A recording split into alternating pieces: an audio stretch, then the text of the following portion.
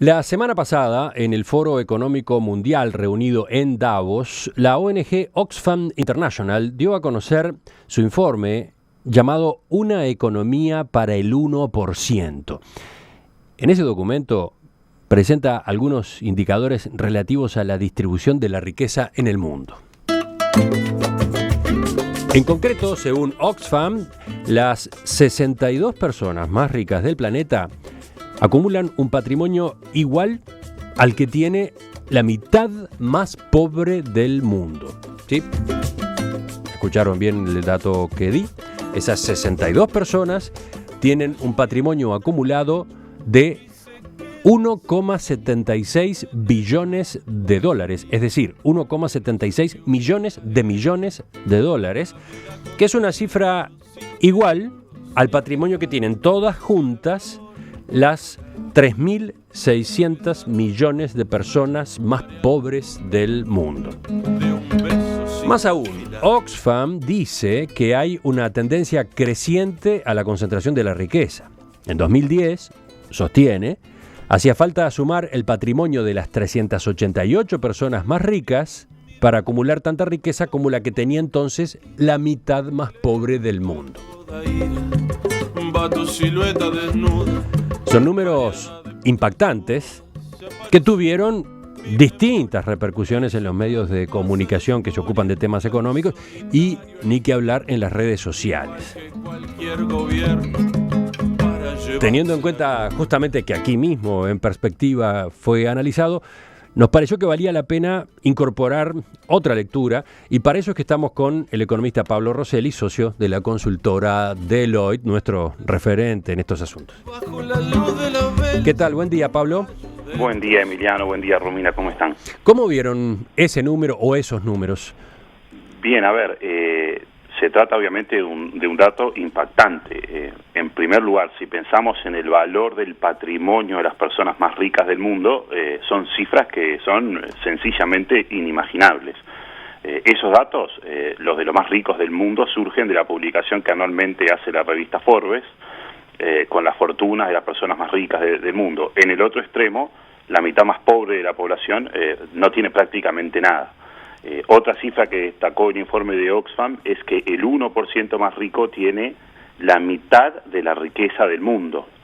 Hay bastante discusión sobre la precisión y la calidad de los cálculos que presenta Oxfam, pero en cualquier caso no hay duda de que la desigualdad en el mundo es muy elevada.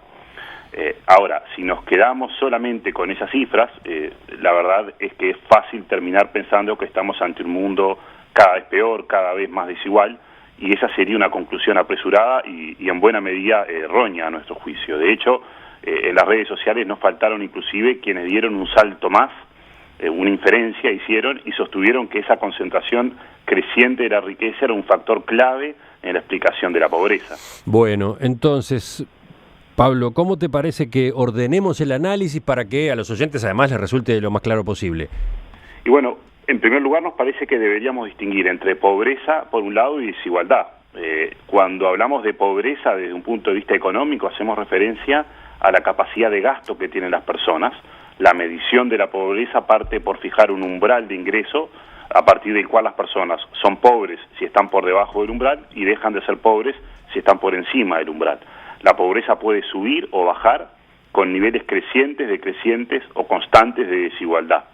En tanto, la desigualdad hace referencia a que hay personas que tienen muchos recursos y otras que tienen pocos recursos. Y a su vez, la desigualdad la podemos considerar en términos de los patrimonios o de las riquezas acumuladas de cada persona o en términos de los ingresos que anualmente recibe cada persona. Tenemos, por lo tanto, tres conceptos diferentes: pobreza, desigualdad de la riqueza y desigualdad del ingreso. Bueno, hechas esas primeras aclaraciones, Pablo, te propongo que empecemos. Veamos en primer lugar qué está ocurriendo en el mundo con esas variables y en el arranque, ¿qué pasa con la pobreza en particular? Bueno, sobre la pobreza, en realidad no hay mucha discusión posible. Todos los indicadores disponibles confirman que en el mundo hay una tendencia decreciente de la pobreza. Lógicamente, la cantidad absoluta de pobres que hay en el mundo depende de cómo se fija el umbral de pobreza, pero la tendencia es a la baja de manera inequívoca. El propio informe de Oxfam señala, por ejemplo, que entre 1990 y 2011 unos 1.000 millones de personas abandonaron la pobreza extrema y 700 millones de esas personas viven en China y en la India. El economista alemán Max Rauser, que tiene un sitio web que se llama ourworldindata.org, es decir, en español, Nuestro Mundo en Datos, con ese sitio intenta aportar una visión menos optimista que la que a su juicio se desprende de la cobertura usual de los medios. Bueno, Max Rauser señala que la mediana del ingreso mundial se ha duplicado en la última década. Así que es una visión, digamos, menos pesimista que la que circula habitualmente. Que la que uno puede inferir si uno se queda solo con por ejemplo, con los datos de Oxfam. Y de acuerdo al Banco Mundial, el porcentaje de personas viviendo en extrema pobreza, y esto es con menos de $1,9 por persona y por día, es decir, es con un ingreso realmente muy pequeño, bueno, el porcentaje de personas viviendo en extrema pobreza se situó en 2015 por debajo del 10% de la población mundial. En 1990 ese porcentaje era de 37% y en el año 1980 era de 44%. Por eso decía, la pobreza baja de manera inequívoca en el mundo. ¿Y por qué baja la pobreza en el mundo? Bueno, por un lado, en las últimas décadas se observa un mayor foco de las políticas públicas en el combate a la pobreza, tanto de las cooperaciones internacionales, de las agencias multilaterales de crédito y fundamentalmente de los propios gobiernos de los países. Eso ocurre a través de transferencias monetarias a los hogares más pobres, de la orientación del gasto público hacia la educación, hacia la salud, hacia la construcción de las infraestructuras básicas necesarias para tener una calidad de vida adecuada. De todos modos, el factor determinante de la reducción de la pobreza es el fuerte crecimiento económico de las economías emergentes y particularmente de las economías asiáticas. El crecimiento económico está conduciendo a una continua reducción de la pobreza en el mundo, pese que la desigualdad ha crecido en muchos países. Bueno, pasemos entonces ahora al otro concepto, a la desigualdad. ¿Cómo se está comportando la desigualdad? Bueno, ahí, a ver, como decía al comienzo, tenemos que distinguir entre la desigualdad de los ingresos que anualmente perciben las personas y que son determinantes de su capacidad de consumo y de su capacidad de ahorro, y la desigualdad de la riqueza o del patrimonio que han acumulado las personas a lo largo de sus vidas. La información que tenemos para ver la evolución de la desigualdad es mucho más limitada que lo que hace a información para pobreza, pero tenemos mucho más información relativamente confiable en relación a la distribución de los ingresos que en relación a la distribución de la riqueza. Bueno, entonces empecemos por la distribución de los ingresos, si te parece bien. Bueno, y está bien. Y para ver qué está ocurriendo con la desigualdad del ingreso en el mundo, hay más de una fuente, pero nos vamos a quedar en principio con las cifras que ha compilado y calculado el economista Branko Milanovic, que es una de las referencias en el mundo sobre este tema. Inevitablemente estas cifras tienen algún atraso porque es muy trabajoso compilarlas, porque tienen en cuenta información de muchos países, incluidos países muy pobres, donde la calidad y la oportunidad de las estadísticas es bastante limitada. Pero bueno, hay un reporte de Branko Milanovic del año 2013 que analiza la evolución de la desigualdad global de los ingresos desde una perspectiva histórica. ¿Y cuáles son las principales conclusiones de ese reporte? Bueno, primero que nada deberíamos decir que si consideramos una estimación que hace Milanovic del índice de Gini del mundo, que es el indicador más adecuado para medir la desigualdad, el índice de Gini, actualmente la desigualdad de ingresos en el mundo, considerado en su conjunto y considerado con independencia de en qué país vive cada persona, no está subiendo. Tampoco está bajando significativamente. Pero la conclusión anterior no debería llevarnos a decir que todo ha quedado igual, porque en realidad cuando se miran en detalle las cifras, se advierte que hay varias tendencias simultáneas en juego en la distribución global de los ingresos. ¿Podemos ver cuáles son esas distintas tendencias simultáneas? Sí, a ver, si consideramos la evolución del PIB per cápita de los diferentes países del mundo, a lo largo del siglo XX lo que ocurrió fue que vimos un número relativamente pequeño de países, los países que hoy llamamos desarrollados, que crecieron mucho más que el resto del mundo. En el siglo XX los países desarrollados se despegaron y eso seguramente generó un aumento de la desigualdad en el mundo a lo largo del siglo pasado. Un aumento de la desigualdad que a su vez operaba como una desigualdad entre países. Sin embargo, a partir del fuerte crecimiento económico en las economías asiáticas y particularmente en China, a partir de los años 90, esa desigualdad de ingresos que se daba entre países comenzó a bajar de modo notorio. Pero, al mismo tiempo, la desigualdad al interior de los países creció en muchos países.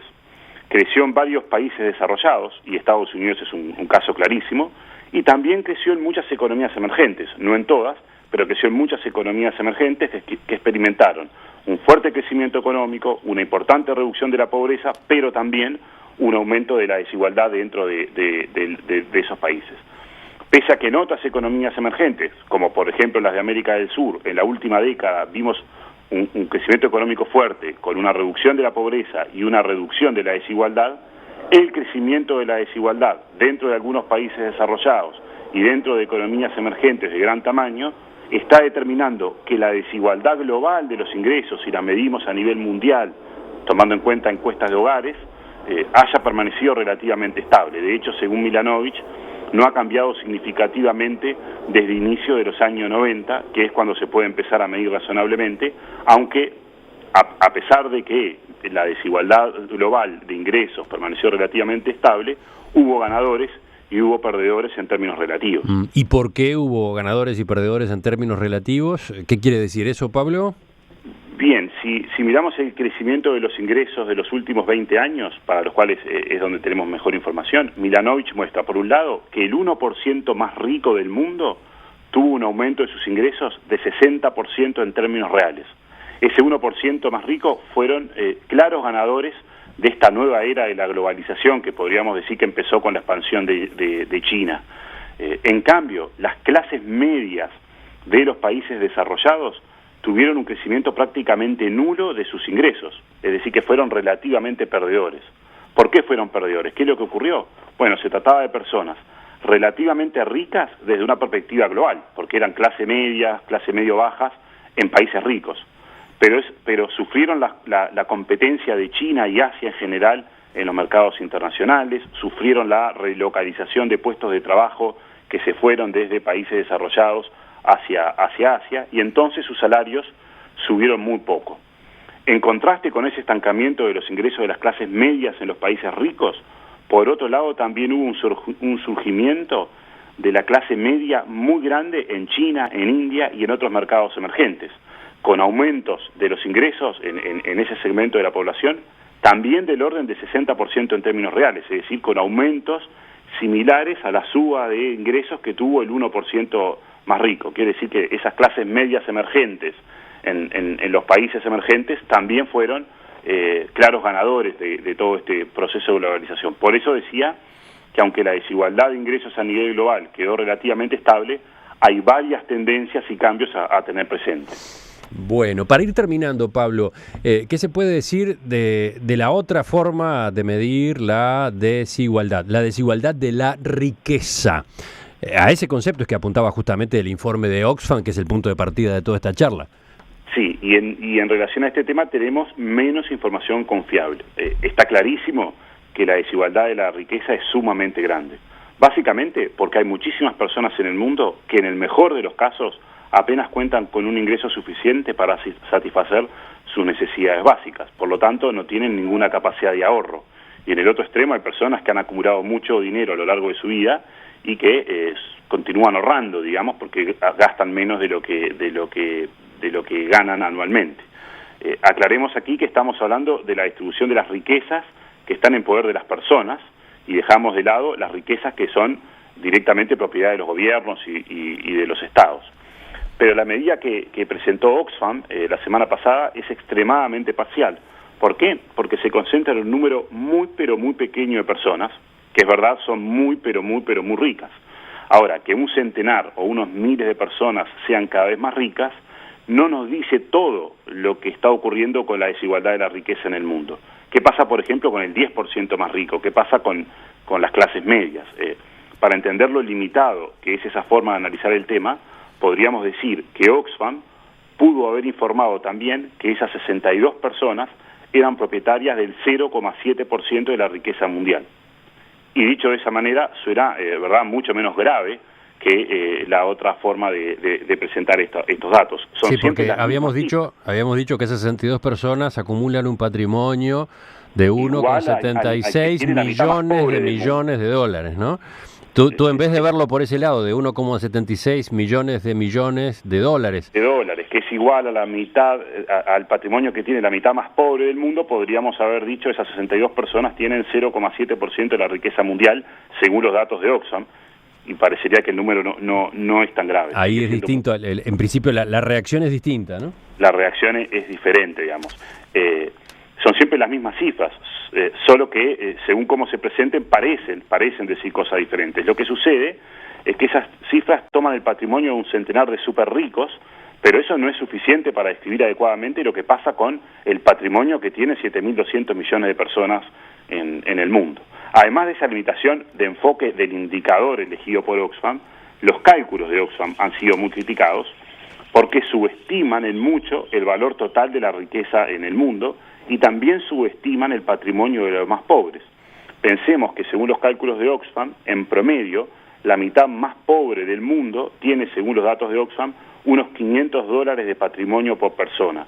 Y eso, la verdad, es que es un valor inverosímilmente bajo y ha habido varias críticas y explicaciones de por qué ese número da tan pequeño. De todos modos, a pesar de esta crítica a los números de Oxfam, absolutamente nada cambia el hecho de que la riqueza está muy desigualmente distribuida.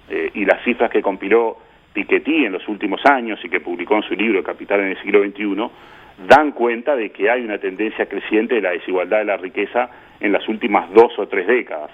Ahora, ese aumento de la desigualdad en la distribución de la riqueza del que da cuenta Piketty se explica en buena medida por el aumento del valor de la propiedad inmobiliaria, es decir, por el aumento del valor de las casas en el mundo, y eso es algo que beneficia a mucho más personas que a unos centenares o a unos pocos miles de súper ricos que hay en el mundo. Entonces, Pablo, y ya redondeando, ¿cuál es la síntesis a partir de todos estos datos y estos distintos enfoques que fuiste acumulando, que fuiste pasando en estos minutos? Primero que nada, no hay duda alguna de que la desigualdad en el mundo es muy elevada, pero no estamos en un mundo cada vez peor. Se observa un descenso indudable de la pobreza en el mundo, la desigualdad en la distribución del ingreso no ha empeorado, según los datos que comentamos de Branko Milanovic. Incluso hay otras estimaciones algo más recientes que dan cuenta de que la desigualdad de ingresos ha empezado a bajar y que proyectan que continuará bajando. Max Rauser, que también lo citamos, está entre los que sostiene eso y ha informado que estimaciones más recientes del índice de Gini a nivel global dan ya concentraciones del ingreso menor que hace una década atrás. La riqueza está muy, pero muy desigualmente distribuida, eso ha sido históricamente así.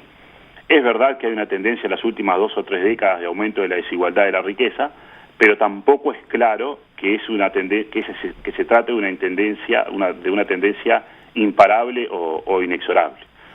Por otro lado, sería ilusorio pensar que el combate a la pobreza se puede solucionar con dosis de redistribución de la riqueza que simplemente no van a ocurrir en el mundo. ¿A qué me refiero? Pensemos, por ejemplo, que si tomando las cifras de Oxfam se le sacara la mitad de la riqueza al 1% más rico del mundo, algo que obviamente no va a ocurrir, digamos, pero pensemos en ese ejercicio teórico. Si a la mitad, si al 1% más rico del mundo se le sacara la mitad de su riqueza y se repartiera esa riqueza entre la mitad más pobre, a cada persona le tocaría unos $17.000. Se trata de una cifra seguramente muy importante para muchísimas personas en el mundo, pero a todas luces insuficiente para pensar en una solución definitiva a la pobreza. En suma, Emiliano, la historia muestra que el crecimiento económico juega un papel central en la reducción de la pobreza y en la reducción de la desigualdad de los ingresos. No hay soluciones sin crecimiento económico. Pero, al mismo tiempo, la historia muestra que el crecimiento económico puede venir acompañado de más desigualdad. Entonces, no hay soluciones fáciles, no hay soluciones automáticas, y las políticas públicas deben apuntar simultáneamente a promover el crecimiento económico y a buscar mayores niveles de igualdad. ¿Qué está ocurriendo en el mundo con la desigualdad y la pobreza? Ese era el tema que traía esta mañana el economista Pablo Rosselli a partir del informe de la ONG Oxfam International conocido en Davos la semana pasada. Pablo, ojalá hayamos ayudado a los oyentes a situarse mejor frente a este asunto complejo, por un lado, pero al mismo tiempo tan atractivo, tan apasionante, ¿no? Apasionante, sin duda. Aclaro también que, más allá de lo que los oyentes hayan podido seguir en esta conversación al aire en radio, si lo creen necesario, pueden recurrir en nuestro sitio en internet, en perspectiva.net, a la transcripción de esta charla, donde además van a encontrar una serie de gráficos y vínculos a otros sitios de internet donde se hicieron algunas de las consultas que tú tomabas como base, ¿verdad? Sí, exactamente. Hay vínculos al reporte de Oxfam, al reporte de Milanovic y a distintos gráficos y algunos artículos de prensa que, como te decía, criticaban algunos de los aspectos del cálculo de Oxfam. Gracias, Pablo, por hoy. Si es necesario, retomamos el tema en los próximos días. Bueno, hasta pronto. Que pasen bien.